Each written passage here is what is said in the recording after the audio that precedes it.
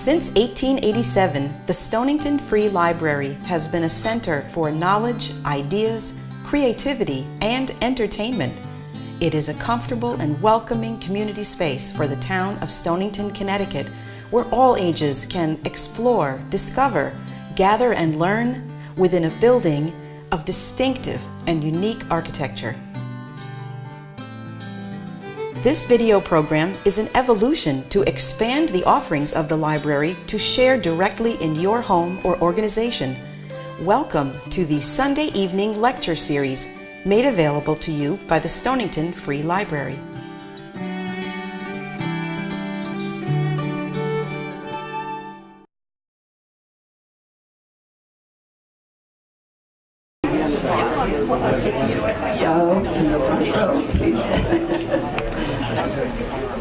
Can you all hear me? Can you all hear? Okay. So tonight, this afternoon actually, we're lucky to have John Heminway for today's lecture. It's just one of the special programs that we offer at this library. And we hope you'll take a few minutes following his talk to give us your name and email so that you can get emails and notices of our programs. So following his talk, he's going to have books for sale and he will be signing them. But before we get started, could you please be sure to turn off your cell phones? Now, John is going to speak on his recent book, In Full Flight, A Story of Africa and Atonement. This is a book about Anne Spoerry, who arrived in Africa in 1949 following the Second World War. Anne became the flying doctor, and for 20 years she flew her small plane over East Africa, delivering vaccines and saving countless lives. Our author accompanied her on some of these journeys. After her death in 1999, John researched Anne's experience before coming to Africa in Ravensbrück, the Nazi concentration camp for women, where he discovered she had played quite a different role. He will share Anne's compelling story with us today. This is his sixth book, and he has won several journalism awards. So with that, John, you're on.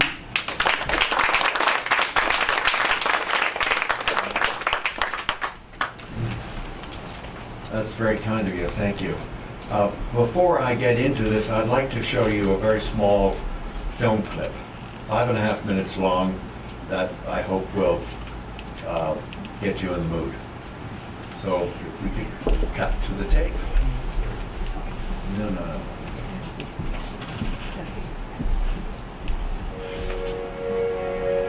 This is a story of mistaken identity. The woman I knew was simply not the woman who was. My story begins in 1980, when in Kenya, East Africa, I sought out Dr. Anne Spoerry, famed flying doctor, beloved by all, selfless caregiver to the country's tribal people. Albeit a bit of a mystery, she was a legend even then, having arrived in Africa in 1949 and later at the age of 45, learning to fly. Beginning in 1964, Anne Spoerry launched her career as a flying doctor, landing on pencil-thin airstrips, risking her life over and over, all to help East Africa's tribal people. It was not long before the world began to take note of this remarkable lady of dual Swiss and French nationality. After my week flying with her, I wrote a magazine article, later a chapter in a book. 12 years afterwards, I made a documentary film about her. During its production, I helped her dole out medications, guide patients into the queue, and flew with her in the co-pilot seat. Throughout, I plied her with questions. Going back even further, you were in the French underground. Yeah, look, well, let's leave that Even when she refused to discuss her past, I held her in such awe, I was certain that her reticence was a sign of modesty. I was not the only one denied access to Anne Spoerry's past. A similar wall of silence thwarted all other journalists. Was it modesty, horror of the war, or something altogether different?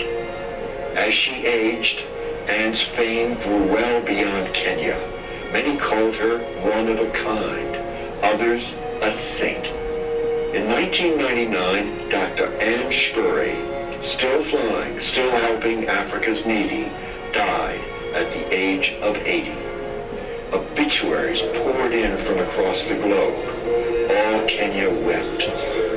4 separate ceremonies honored her life, one akin to a state funeral. It was then I decided to write a loving tribute to Anne Spoerry. My book would showcase the exponential power of the individual to make a difference. How one woman could transform the lives of so many across an entire corner of the planet. But when I began my research, opening up files dating to the 1940s, I crossed a threshold. What I uncovered was utterly unexpected, with each file revealing a woman so different from the one I knew, and a story that challenged all credibility.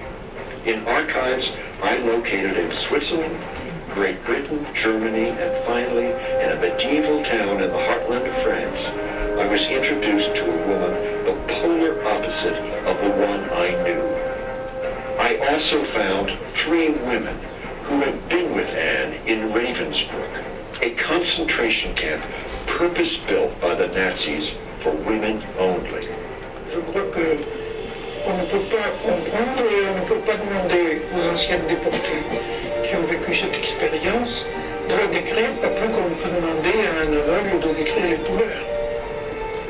I learned that after being caught in Paris by the Germans for her work in the French resistance, Anne, then a medical student, was transported to dreaded Ravensbrück, and there for 14 months she was incarcerated, much of the time unnoticed. But from September 1944 until the new year, 1945, in Block 10, everything was upended. What happened in that ward also shines a spotlight on another prisoner, one of history's most provocative and duplicitous women. After the war, justice was meted out in very different ways. One in a cold Hamburg courtroom, another under the hot African sun. I've learned that there are no shortcuts.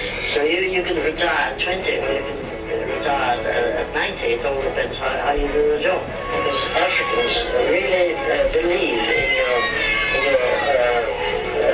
strength and ability to cure.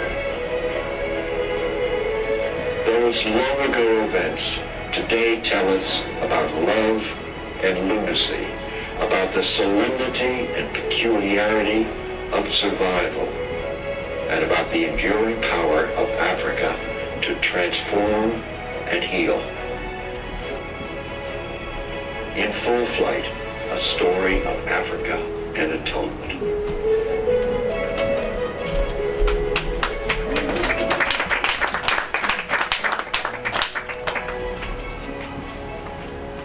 So, I will read a few short passages here, also to get you in the mood. On February 6, 1999, a mob of yellow-billed kites circled Wilson Airport in Kenya, the busiest civil aviation hub in all Africa. The carrion birds had just left the nearby Nairobi slum of Kibera and were exploiting an uncommon void in the airspace above the runways. They might have been honor guards as they circled above a cortege of Land Cruisers, sedans, and buses, out of which poured mourners, women in dated frocks, and men stiff in regimental blazers, shiny at the elbow from age. Here and there, Ismaili and Sikh women exiting minivans arranged their saris. The great majority of arrivals were African, dressed in clothes reserved for church, weddings, and death.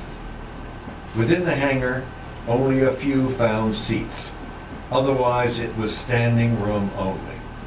None could recall Wilson Airport so hushed, with all airplanes tied down as a mark of respect. East Africa was in mourning for its celebrated flying doctor Anne Spoerry, fell by a stroke 4 days previously at age 80. Still in harness to her life's calling, helping the rural poor. Over 1,000 people found space in the Flying Doctor's hangar to pay last respects.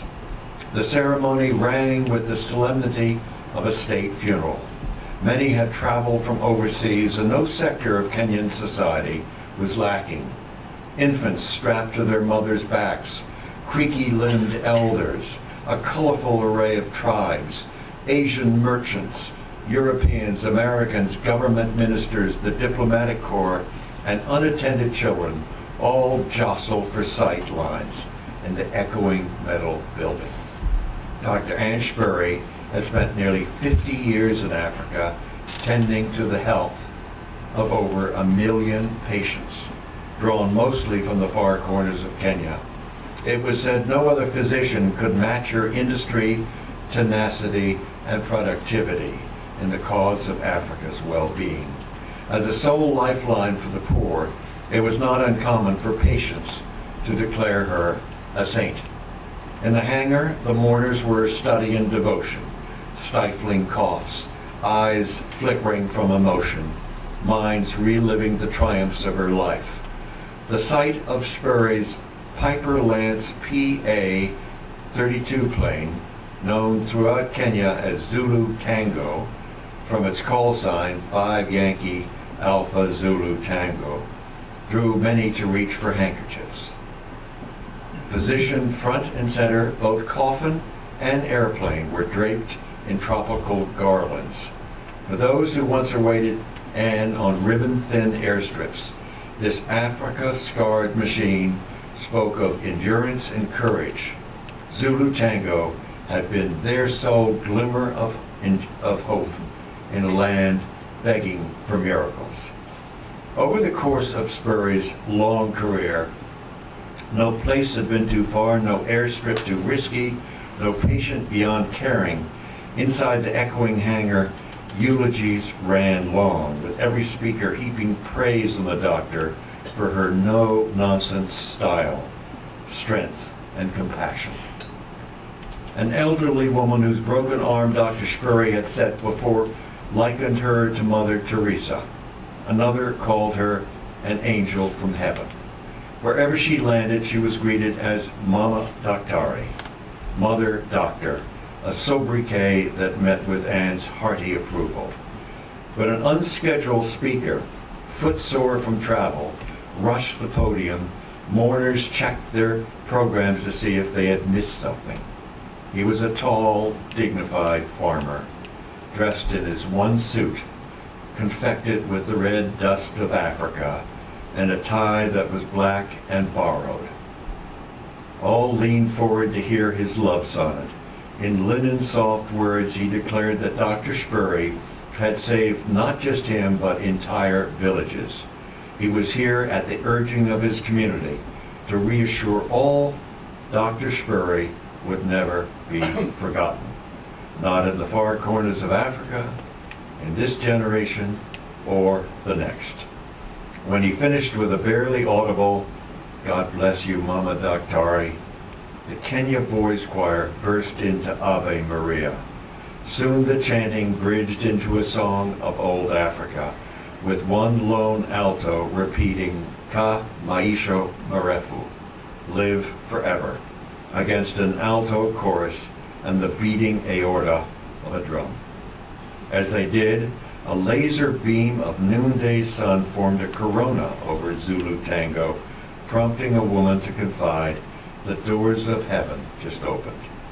Pallbearers hoisted the casket into the hold, then jockeyed the plane onto the apron. Outside, a throng of Wilson Airport personnel, mostly in coveralls, bowed their heads to honor the woman who for over 35 years they had guided safely home. Dispensing with pre-flight checks, the Flying Doctor's chief pilot, Jim Heather Hayes, fired up Zulu Tango's engine and was soon airborne. Almost immediately, he dropped a wing and banked hard. He had one last time-honored African ritual to perform before setting off for an Indian Ocean island 200 miles to the east. Leaning into the controls, he drove Zulu Tango at the hangar, scattering the kites and missing the roof by mere feet. Later he recalled that as he rocketed it over the heads of the mourners, the fluttering white handkerchiefs evoked a white-capped sea. Once he had burst through equatorial clouds, Heather Hayes set a course for the coast.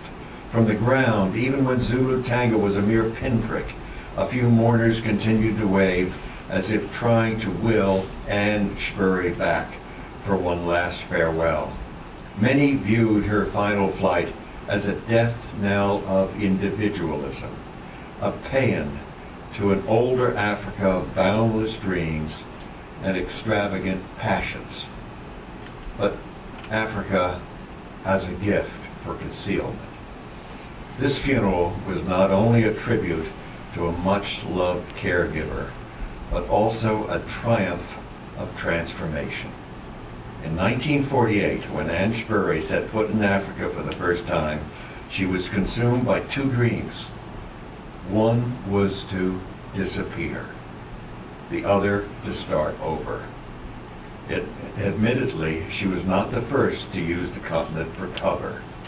With great spaces and laws begging to be broken, Africa lends itself to secrets. In Anne's case, it rearranged a past of staggering complexity into a future of endless possibilities. Even now, after half a century, her secrets were still safe. Among those who loved her, I include myself. No one knew what plights she had once faced, how she had survived them, or the miraculous way she had reinvented herself on this continent of endless beginnings. At the time of Anne's death, I, like the rest, believed her decades in Africa was the only narrative that counted. So overcome was I by Africa's loving farewell and my own fresh memories of her, I would set out to write her biography. In it, I would showcase the exponential power of the individual, how one astonishing soul can bring hope to the world's forgotten on a colossal scale.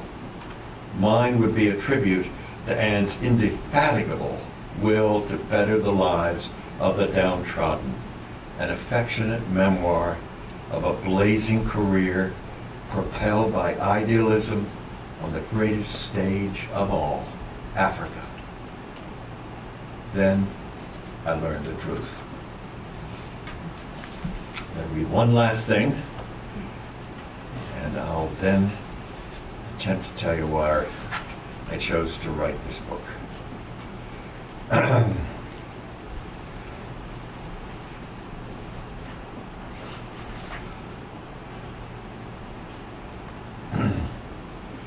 After the war, few Ravensbrück survivors were as doggedly silent as Anne. Some talked as soon as they were free. Others opened up in time. Most survivors spoke out, believing that silence was surrender and the vilest of tyrannies. Single-minded in their belief, there would never be another Ravensbrück. They wrote memoirs, granted interviews, and broadcast to the entire world accounts of their hell. There are now said to be over 16,000 memoirs of the Holocaust and concentration camps. I had the good fortune to meet 3 women who had known Anne in Ravensbrück. None had any hesitation recounting their Ravensbrück stories. Even in their 8th and 9th decades, these women all admitted they still suffered from anguish related to their incarceration. But I informed them that quite the opposite. Anne called Ravensbrück inconsequential and refused to speak out, One, Violette Rouget-Lecoq, expressed outrage. Another, Odette Allaire-Walling, shook her head in dismay. And the third, Dr. Louise Leports, gave a Gallic shrug, saying she knew why. In May 2002, I called Odette in Paris. When I brought up the name Carmen Mori, she fired back with one word, ordure, garbage. I was startled. When could I fly to Paris to take her to lunch? Odette responded, "Ce n'est pas possible." It's not possible. Explaining that she never ventured out. Instead, she would receive me at her home. Her son, Christopher, later clarified that even 57 years after her release from Ravensbrück, wounds were so fresh, she refused to go out in public. Her psychiatrist diagnosed her condition as extreme agoraphobia. Christopher told me that throughout his childhood, his mother recited the camp's name every day to him. For a time, he even believed that concentration camp was spelled as one word. I met Odette in her penthouse on the Rue de Mondeville. The elegant drawing room was alive with spring light and the fragrance of lilies of the valley, carried in by the maid from the terrace in my honor. Odette's eyes were bright, her silver hair studiously in place, and a set of gold earrings and a string of pearls sparkled over her black turtleneck. The moment I uttered the name Ravensbrück, I saw Odette tense. During my 2 hours with her, she smiled only once, when Zoe, her Jack Russell, went into a barking frenzy, affronted by the sight of pigeons alighting on the terrace. Otherwise, Madame Walling remained somber and frail, condemned for life to the memory of a place in Germany. She seemed to endure steady pangs of anguish verging on anger. 3 times she recited the number 47,321 as her long finger, turned inward by age, circled the tattoo on her arm. The gesture was emblematic of her descent from Paris haute couture model of the 1930s to Ravensbrück prisoner for life. She intoned the numerals as if they were a prayer.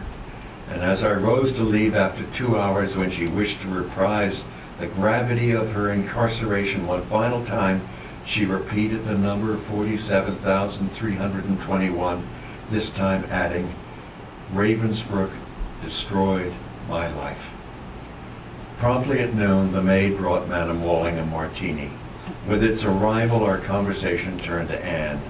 Odette recalled how in April 1945 she and Anne were among the first prisoners the Swedish Red Cross liberated from Ravensbrück. The Nazis chose us because they didn't want cadavers to be seen by the outside world. They selected the ones who looked reasonably well. I'd lost 40 kilos, but I was still pretty.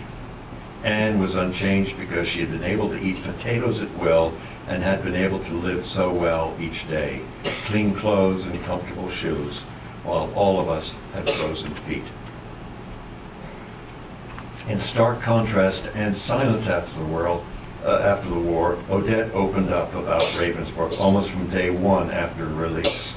In 1947, 2 years after she joined the Red Cross convoy, Vogue published an interview with her. The maid brought me the vintage magazine. Nestled between an advertisement for silk lingerie and a feature on fur coats, the article began, "Nothing has stirred Paris more than the return of the women deportees from Ravensbrück prison camp. The first to be interviewed was the beautiful Odette Allaire, aged 24, imprisoned, it said, for her work in the French resistance." Vogue noted her transparently pale face, dilated, tragic eyes. Odette and Anne had been friends long before the war, having sailed together as little girls offshore the Spoerry family seat in Menendorf, that's Switzerland.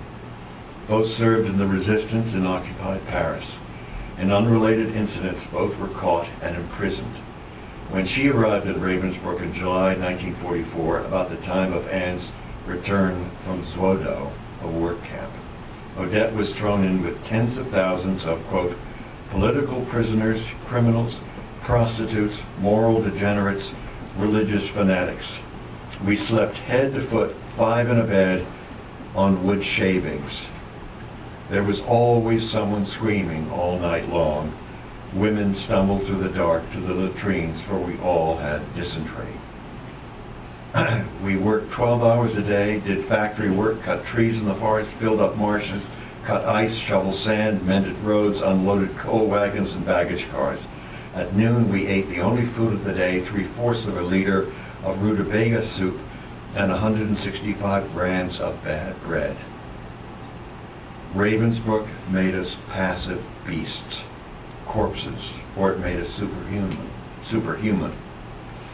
With the arrival of a second martini, Odette told me of her horror when she encountered les lapins, the guinea pigs, Polish girls whose eyes and muscles had been removed by Nazi doctors for scientific research. She remembered having to restrain herself from lashing out at the Germans on more than one occasion. One evening, a woman was too tired to keep her place in line, and the SS guard gave her such a blow that she broke her spine, and she died a few hours later. The worst of the SS men was a crazy drunkard who would fly into a mad rage, beating, kicking, finally clubbing to death with a wooden stool. While I was at Ravensbrück, he killed 19 Russian girls that way. Odette returned to her cocktail while I held my breath, searching out those dilated, tragic eyes noted by Vogue in '47. When I adjusted the conversation to Anne, Odette appeared to regain focus, taking a long pull on her cigarette. Perhaps she was deliberating how far to go, whether or not to protect the sensibilities of someone whose veneration for Anne was no secret. Finally, she began. Anne's time in the camp was altogether different from mine because of that horror, Carmen Mori. Odette deliberated again. Anne was dead after all. Let her lie in peace. But soon she relented, believing that greater good lay in talking than in silence. With Ravensbrück's wounds still raw after all those years, even a childhood friend of a, quote, very good family had to be held to account. Odette explained that while never in the same block as Anne, she saw her at least twice in the camp. The first time was late in 1944 when she spotted her moving between blocks. Odette had heard rumors of Anne's Block 10 activities and needed to confront her. She touched her elbow and begged her to get out of it. Anne brushed off the hand saying, "I know what I'm doing," and stormed off. Odette had lost.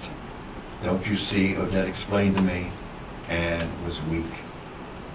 On slippered feet, the maid floated through the drawing room, shooing Zoe out onto the terrace, as Odette's eyes kept track of all goings-on. She took another sip from the stem glass. "I can't make up your mind for you. Speak to others." I nodded, not ready to tell Odette that I was already deep in court testimony and in conversation with 2 other Ravensbrück survivors, and that I had begun to fear the worst. So, why would someone want to write a book trashing a good friend? I, who had begun as a journalist seeking her out to get her story because she was one of those outstanding characters of Africa and with a legendary quality to her life, following up, interviewing her over a course of a little over a week, writing that article, then publishing a version of it in a book, and finally going back and doing making her a part of a documentary film I did for PBS and for British television, and then becoming a great friend of hers along the way. we regularly had dinner in Nairobi at the Mathega Club. And we loved telling each other stories of great adventures, hers especially. And when she died in 1999, I thought, as I had explained in various versions, that while she may have been in Ravensbrück, she had been, no doubt, tortured by the Germans, perhaps mutilated. And the subject was so sensitive that she didn't want to talk. That's the story I believed in. And then in the year 2000, I was at the coast, was the millennium. And I was there with my wife on our honeymoon. And I ran into Bernard Spoerry. And he was Anne's nephew. And I said, well, listen, I loved your Anne, and I really want to write something wonderful about her, but why is it she never would talk about the war? He said, well, I don't know. My brother doesn't know. Our father knew everything, but sadly he died a month before she did. So her secrets were buried with her. However, I did inherit her farm at Sabukia, and in it there was a huge safe with lots of files. And the topmost file read, "Do not open." Would you like to see it?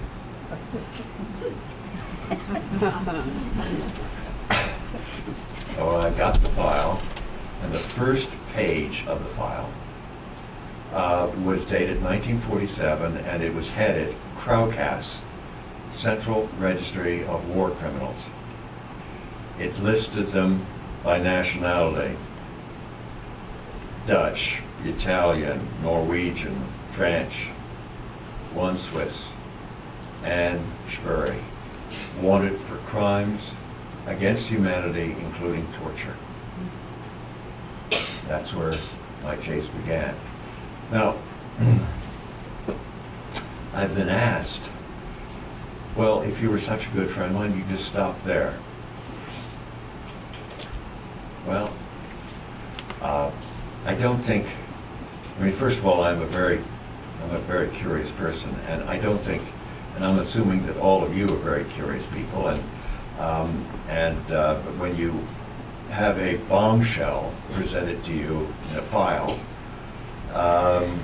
you have two choices. You close your eyes and pretend you didn't see it and then carry on, or you pursue it.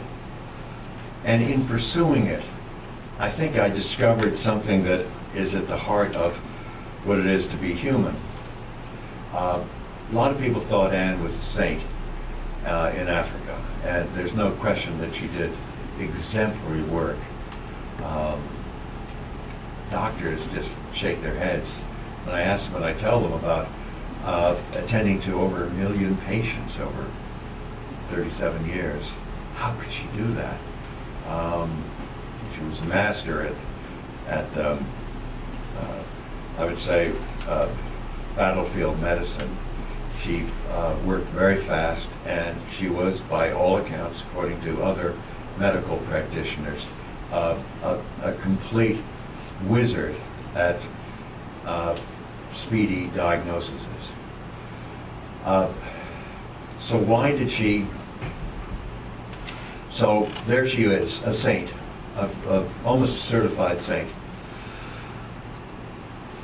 I don't believe that if you were to study the saints, you would find that any one individual actually acceded to that lofty position in a straight line.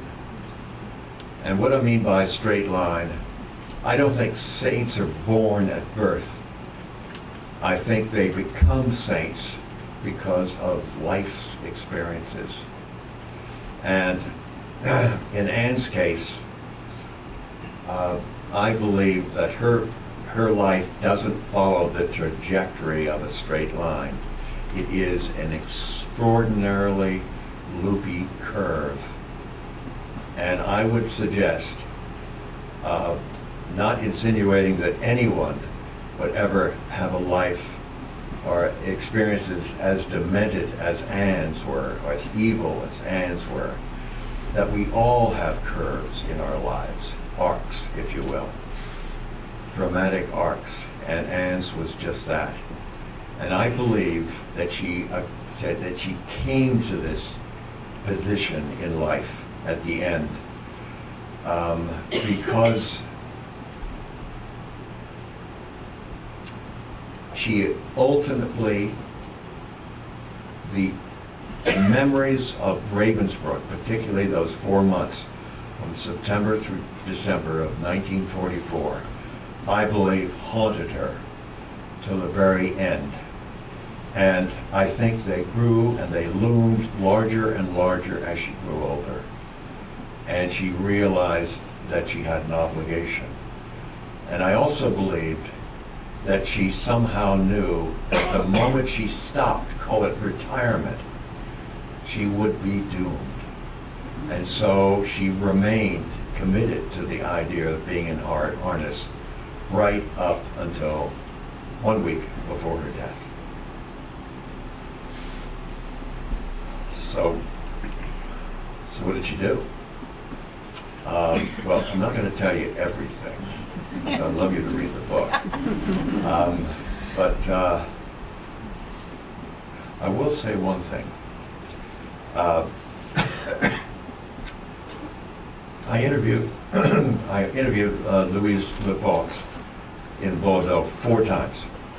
Her testimony was so strong that I felt I wanted to make sure that I understood it all and that I hadn't caught her on a special day. So I returned over a period of, I think, 3 years. And at one time, in fact, filming her. And I discovered,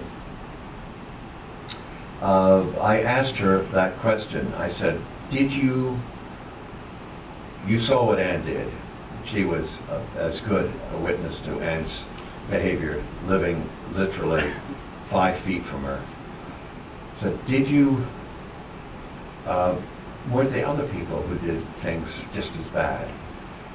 And she thought for only a second. She said, I saw people who went over to support the guards, the SS guards. There were many, there were quite a few who did that. But I never met anyone who went as far as Anne did, ever. So what did she do? In late August of that year, 44, Anne encountered a woman called Carmen Mori. Carmen Mori earns a chapter all to herself in this book. And her history is, for me, still quite mind-boggling. She was a woman of incredible talent. She spoke 6 languages. She is said to have had a beautiful alto voice. She wanted to be a chanteuse, much like Marlene Dietrich. She pretended she was a journalist in the 1933 Berlin, and she and her then boyfriend insinuated themselves into the German High Command, and she entertained the German High Command as a complete and absolute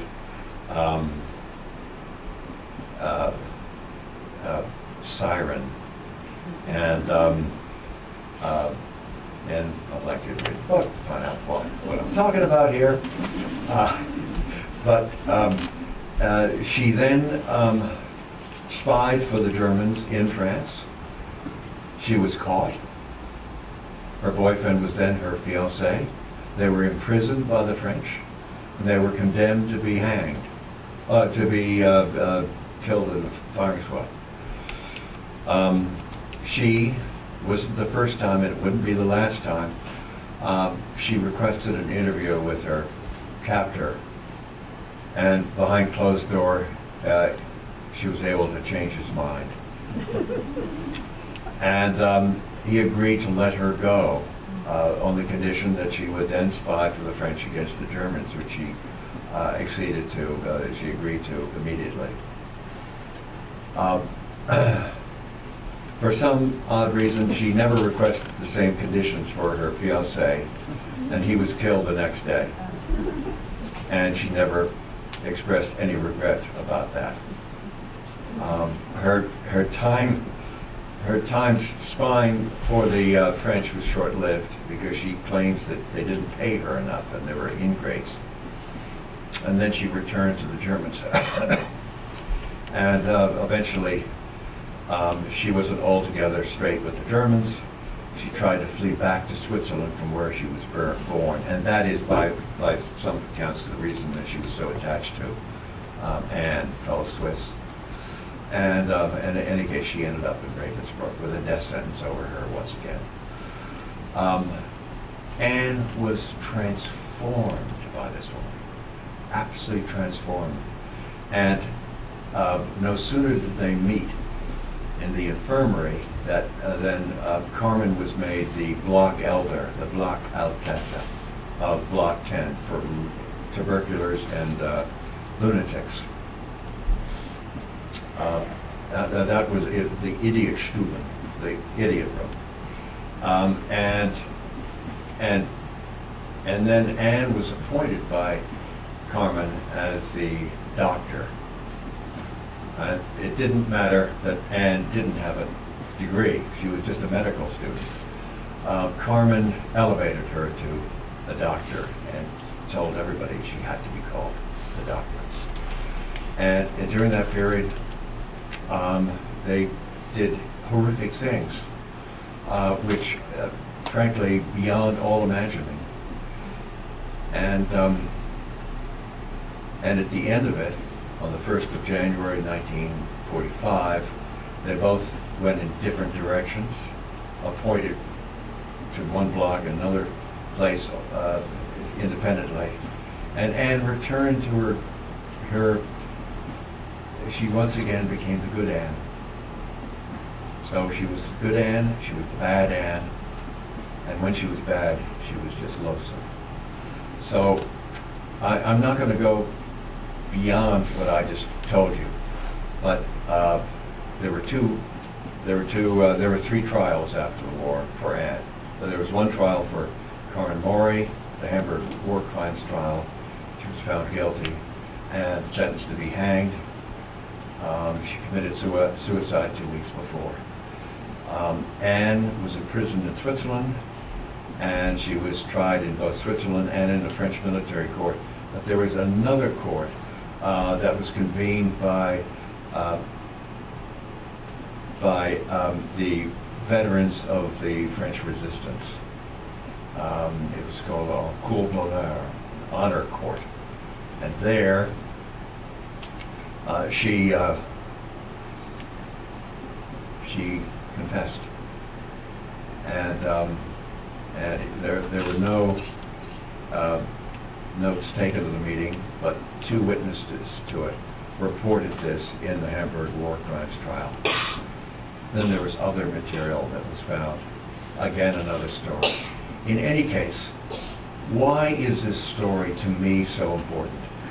I believe it's important on one just sort of practical level. It constitutes, I think, the longest standing cover-up of the 20th century of any one individual. If you look at Bormann and Mengele and the others who were caught in South America, they all changed their name and they hid in little villages. Anne never changed her name, and she hid out in full sight. She became famous, and she was the darling of journalists. They came from Brazil, from Japan, from France, of course, from Germany, and of course from America to interview her. And her fame grew and grew and grew. And she very, very carefully used her fame as camouflage. And it was, I think, for me, a very unusual strategy. But boy, did it work. And I think it also, her story gives us insight into the ability of the human spirit to to live with personal evil and to deal with personal evil in ways that are effective, but are extraordinarily private. She was her own judge, jury, and executioner, and that's the way she chose to be. And I think we look at so many contemporary figures today, and we talk about guilt and about dishonesty and about being able to subsume their own evil in other ways, and did hers in a completely unusual way. And while I can't forgive her for what she did in Ravensbrück, and never will, I do have such enormous admiration, not only for her work as a doctor, but as a woman who created a pathway that there was no precedent for, as far as I know. And she learned and discovered a way to survive. And for that, I am, to this day, in awe. And I hope that when you read it, you will be able to either challenge me or to agree with me on that simple little point. But in the meantime, one thing I want you to do is enjoy the book. So thank you so much.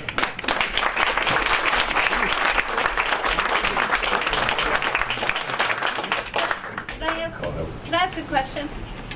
Yes, Shrivi. So she wasn't really a doctor.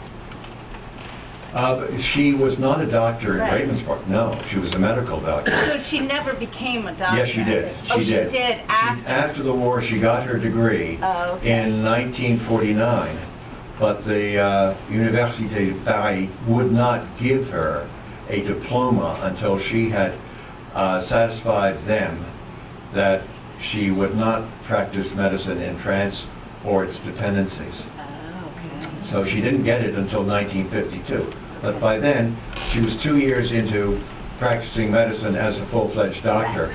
And it was just a very polite world out there in that colonial world. Nobody, they didn't do background checks. Sir? Given the fact that she never changed her name, that there must have been many, many people in Ravensbrück who knew what she was doing. Did no one ever speak up publicly? Given the fact that she was a well-known figure, people knew about her, did no one ever speak up? Yeah. So the question is, if she didn't change her name, didn't anybody who had known her in Ravensbrück speak up? Well, according to Louise Laporte's, she talked with all her pals who were, all the time, every time they saw another article about, and they talked amongst themselves. But her sentence from the Cour d'honneur was that she was to never return to France for 25, some say 40 years. So I would say also after the war, immediately after the war, nobody really wanted to hear any more about prison of war, about concentration camps, or about Holocaust, or about war, and they wanted to get on. It was a grim, terrible time. So there was this momentary, there was this period of blindness that went on. But later in the 50s and 60s, there was mounting interest, and the real interest really began, I would say, in the 80s and 90s. And indeed, I think she kept that safe with all those files in it, because they were all testimony that had been favorable, nothing that had ever been negative. All the ones from blocks 11, 6, 13, that's the only one she kept. And I believe this is my impression, that she kept those in case somebody, as you suggest, came knocking. And indeed, somebody did come knocking in 1996. That's late. And, yeah, read the book. Sorry, I have more about this. Adam, How was she funded in Africa? I'm sorry? How was she funded in Africa? Clearly, it wasn't from her patients. Right, how was she funded in Africa? Well, she was part of an organization called the Flying Doctors. And the Flying Doctors ultimately was absorbed into an organization called AMREF, the African Medical Research Foundation, which is quite enormous today. And the Bill and Melinda Gates Foundation has been enormously generous to it, and it gets a lot of bilateral funding from the European Economic Union, so it grew and grew. But specifically, her funding in those early days, when she was in those early days, there were 3 founders of the Flying Doctor Service, Tom Reese and Michael Wood and Archie McAdoe. And they raised money individually in those days. Arthur Godfrey gave them 2 planes. And then Anne came from a wealthy family. And her father bought her a plane. And she lived on a goodly allowance. And so when others couldn't afford to underwrite her work, she did it herself, especially towards the end.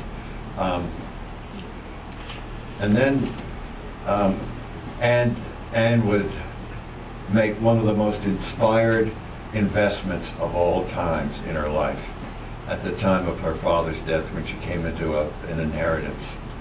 And she was a very wealthy woman. But when you met her, you would never know. Cowboy hat, jeans, 16 different bush jackets, all the same color, 32 special sand boots, all the same color. And she had one dress, which when she was forced to go to a party, she would wear, and one of her nephews called it Margaret Thatcher Blue. Sir. If there is a beneficent, wise God, do you think he would grant her atonement? Good question. If there was a beneficent, wise God, do you think he would grant her atonement? So, this is where you're going to start calling me a total coward. But I am not a theologian, and all I can do is I can parse her life into 2 pieces, one good and one very bad. And I simply am not in a position to say the one overwhelms the other and all sins have been erased and you're good to go. I can't do that. And I would actually question the theologian whether he could do it either. So I'm sorry to be a wimp on that question, but I can't answer it. Sir? What was the Israeli take on this? If it was anybody that wasn't going to let something go, it was the Israelis. Yeah, good question. What was the Israeli take on this? Well, I think there's a huge interest in Israel in this book, as there is in so many books on the Holocaust. Whether it's specific to that, I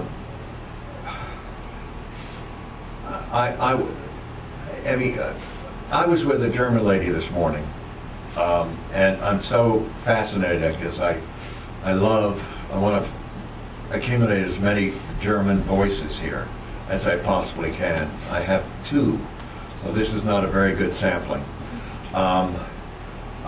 Voice number 1 said, so they're both children who were born in post-war Germany. And I learned today that part of the curriculum for every German kid in that time was 2 years of Holocaust studies. And so that was one thing. And this extraordinary woman this morning said to me that, isn't it amazing? I never heard of Ravensbrück, the only concentration camp for women only. 123,000 went through it, only 18,000 survived. You would think you might hear about it. When I was there, May Day, big holiday in Germany, there were just a scattering of extraordinary old women with walkers, canes, accompanied by what I assumed were members of their family, and said very little. And they went around, and one with a cane pointed out the bullet holes in the place where they had the firing squad, and didn't have to say very much. And then when she got to the crematorium, she gave the bouquet of roses to her granddaughter, I thought, who put them at the foot of the crematorium. So my point is this, is that why is it so little known? One answer is that it was just so horrific to think that Germans just isolated women. And that could be true. The other one, which I think is tantalizing, and this goes to your question. If you break down the population in Ravensbrück, it was Poles, Roma, Russians, lesbians, prostitutes, politicals, and being a political, Genevieve de Gaulle was there, niece of General de Gaulle. Jews, yes, but I'm thinking, and I don't know this for a fact, I'm thinking we're only talking about 20%. It wasn't like Auschwitz or Dachau, where it was maybe 80%. Yeah, well, they were death camps. They were death camps. They were sent there to die. So Auschwitz and Ravensbrück. So they were in Ravensbrück. Yeah. It's the same damn thing. Then it's a miracle that those 18,000 got out there. That it was a death camp. They had the Germans on the 23rd of April 1945 destroyed the gas chamber in hopes that nobody would know there had been one there. They had 2 crematoriums, and they were, in the last 4 months, they were going 24 hours a day, industrial-like, and people were inhaling human smoke. This was the world of Ravensbrück in that time. It was a death camp. No, please, please do not go away out of this room thinking it was just a holiday camp. It was a serious, serious place, as bad as the others. And I don't know why it's not known. I just don't know why. And if you have any ideas, please let me know, sir. If she was a Swiss national, how did she come to be in France? I know she was French Swiss, but has she been in France a long time, and that's how she became involved? Yeah.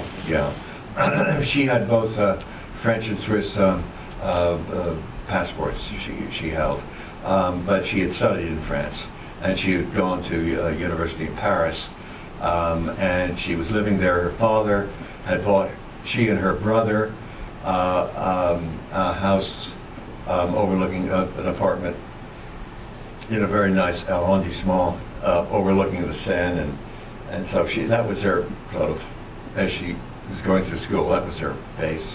That's why France. Yes.